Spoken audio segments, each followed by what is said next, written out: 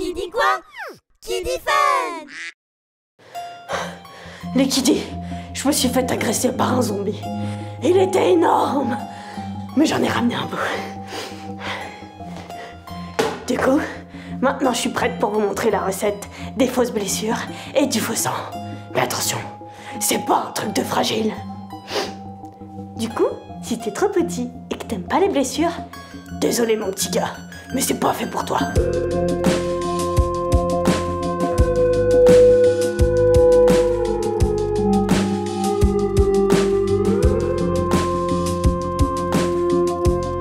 Je te montre tout d'abord comment fabriquer très facilement du faux sang pour faire peur à tes amis. Tu auras besoin d'eau, de colorants rouge et vert, de sucre glace et de chocolat en poudre. Tout d'abord, je verse de l'eau dans une tasse dans laquelle je rajoute du sucre glace. Il te faudra environ 6 cuillères à soupe de sucre. Je mélange bien et je rajoute ensuite une cuillère à soupe de cacao en poudre. Je mélange à nouveau. J'ajoute maintenant du colorant rouge en poudre, ça fonctionne aussi avec du colorant liquide. Je mélange bien et pour que le sang fasse plus réaliste, j'ajoute du colorant vert foncé à ma préparation. De cette façon, j'obtiens un rouge légèrement plus foncé. Je rajoute un peu de sucre glace pour que mon sang soit bien épais. Et voilà, ton faux sang est prêt à être utilisé pour tes fausses blessures. Tu peux aussi faire une blague à tes amis en leur faisant goûter. Ils auront les dents toutes rouges.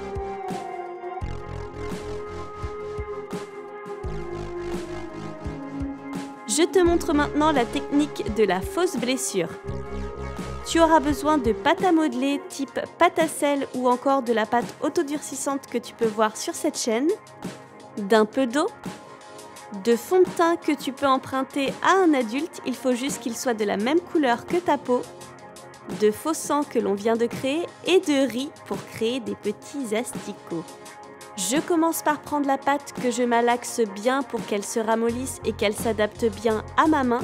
Je l'humidifie régulièrement pour ne pas qu'elle sèche.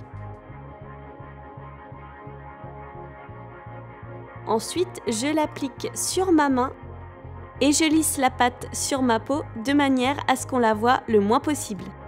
Je n'en avais pas sous la main mais je vous conseille vraiment d'utiliser de la pâte faite maison de manière à éviter les ingrédients toxiques. Je retire de la pâte du centre de manière à créer un trou. Je déchire la matière plutôt que de faire un rond net, ça fera plus réaliste.